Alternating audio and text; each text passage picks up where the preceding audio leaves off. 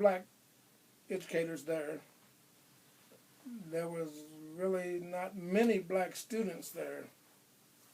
So what you said, Beth, is probably true, trying to make the transition easier to get some kids in where it wouldn't be so much. But that's not something that you would know about. No, I wouldn't.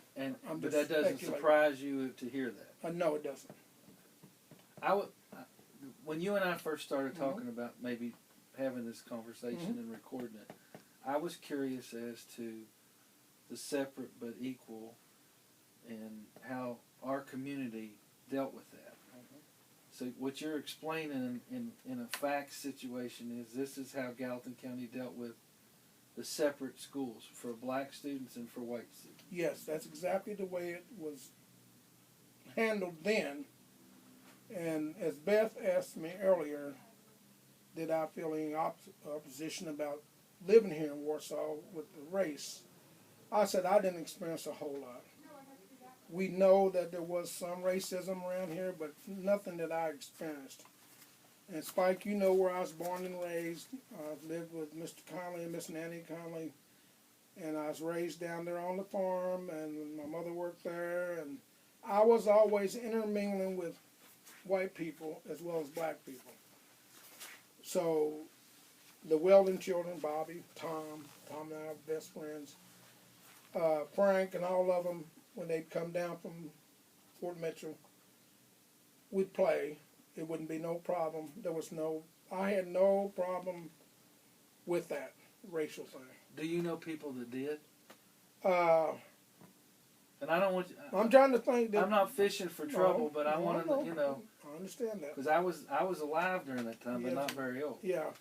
I don't know anybody really had trouble, but I've had some experiences where I know there was some trouble, and I'm going to tell you a real short story. I started working in Florence in 1970, and I wanted to take my mother to the Brown Hotel. It was still open. That's the Brown Hotel here in Warsaw. You know, where the park is, the little... Right. And she wouldn't go, because she said black people don't go there. And I experienced that then, and, and I'm working in Florence, and my co-workers are all white, and I'm making money as well as they are, and I'm driving a car, and she's still afraid to go into these places. She wouldn't hardly go in Craig and Guttings. And I know you may not remember. I know your mother. Remember. I know you. Where Jules is. Where Jules is, yes. And because we lived on a place, Frank Connely ran up. We'd go up there and get food and bring back. But she would send the children, because she didn't.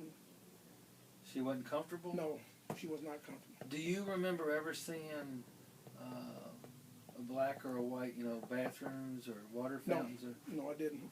I did not ever see that. Nowhere around Carrollton Gym or nothing. I never experienced any of that. I experienced things like separations of, they had that barn sport. The blacks were over here, the whites were over here. They had one in Gent the same way. I was too little to go into them, but I know some of my older brothers, the blacks went on one side and the whites went on the other side. They had it right down here where North Key is now. They had a little bar there. They had a little place. Was it the bus station? It used to be the bus station. In the back, the blacks went. A little bitty cubbyhole. And they served the drinks through the little hole. But the blacks didn't go up front. There weren't signs about it. That was just no, the it's way, just that's just the way it was. The way it was. No signs. That's the reason I say I never got to see that. I was kind of a little rebel, I guess, once I started working in Florence. I would go in places that my mother would say she couldn't go in. I was treated fine, but she was just afraid. Okay. Now, when you and I were talking a few weeks ago, I showed you the thing on the internet that I had seen about 8 historical events that had happened in Kentucky. And for some reason, somebody had sent me that, and the number 1 was about a massacre of blacks in Gallatin County after the Civil War. Yeah, quite a big number. You remember? Have you ever heard anything like that? Spike, I went and talked to some people about if they ever experienced any Klan activity here.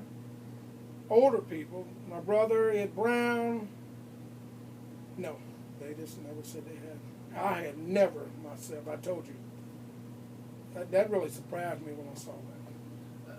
I knew I'm not sure it's true. Well, that's what I'm saying. We said it, we didn't know if it was. I have a question. Yes. Yeah. In 1968, the Civil Rights Movement came through. Did it change things here, or was it ever as? It wasn't as bad as other places. There wasn't a lot of changing need to be done here. In '68, when I graduated high school, you pretty well do whatever you wanted to in Gallatin County, Warsaw. Eat where you wanted to, go where you wanted to, buy what you wanted to. Yeah, you had your people that were just didn't like you as the color of your skin, but as far as walking into a restaurant or a department store or a gas station, nothing like that was no problem. We didn't experience that. Wasn't much changing that needed to be done here. Because I went to school, left here and went to school at Northern Kentucky University. Northern Kentucky Vocational School in Covington, on Cowles Lane. And I rode to school with Melvin Smith. He worked at the Social Security office down in Covington. And you know that big hill goes down to Park Hills? Right. There was a big flight of steps up to the school. He'd drop us off. We'd walk the steps. When he came back, he'd pick us up. But When you say Williams, more than well, yeah, it's me and Don Scruggs from Warrenton, Pat Harris from Warrenton. Yes, us three. They would come over and meet Melvin here. I'd meet Melvin here. We'd ride with him there. And he's a little older than you? Yeah. I'm 64. Melvin's probably 70, I'd say. Now Melvin's 70, 71. you know Ronnie Anderson? Yes. Was there an incident that he had? Yes. That you told me about? Ronnie Anderson, the first year he went to high school, I wish I could put the year on it, but I don't know. Not the same as you. No. I'm 64. Ronnie Anderson probably right now would be 69. And he's passed away. Yeah, he's passed away. He went to high school. Him and an individual, I don't know who it was, got into it over racial slurs. Ronnie Anderson pulled out a knife and he stuck it out like this. I was still going to school out here. I hadn't graduated yet. And the guy reached for it and Ronnie pulls back and cut him. And immediately it was Ronnie's fault because he was black. And Miss Neoma Johnson was so upset because she had taught that young man, like I told you, you don't act like that, when you go out of here. And I tell you what, Spike and Beth, she told those kids, I remember she telling them before I got out of there that when you go to the high school up here, you act right. I heard it so many times from her because Kenny Yates, Ronnie Anderson, same class they were. There was two that went up there before the school shut down back here. And she knew there was going to be a little problem. But she tried to tell them to let it roll off your back. Well, I guess Ronnie and this guy got into it, and he had a little old pocket knife. And that created some talk about black and white relationships. So what kind of punishment did he get for that? Suspension from school for a while.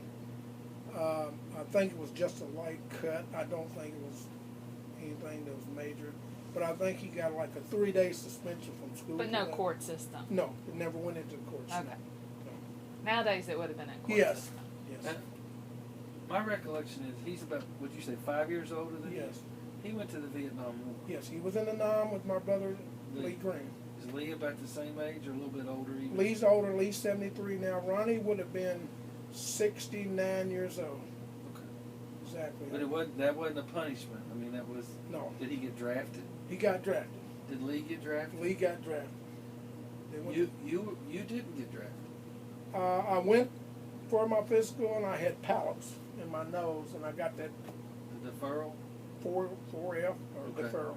Yeah, that's the only reason I didn't go. Otherwise, you would have been drafted. I would have been drafted. So I went on to vocational school. The Clifford. No, Clifford never went to the military Okay. because Do you- he had that gun accident. Right. You know. Right.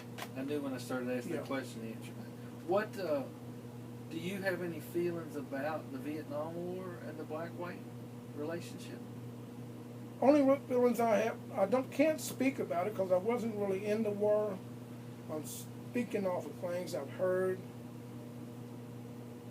I guess it wasn't a good relationship between the black and white soldiers in the war over there fighting. I've heard about good things, I've heard bad things. So I really can't make a comment on it. Your brother Lee was actually in country in Vietnam. Yes, Ronnie was too. Lee said he had some people that were like brothers to him in the war.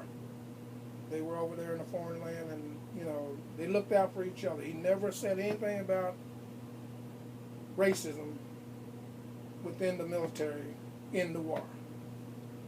Now, I guess there may have been some racism from some of these camps around here, or, you know, not Well, here, but, you know.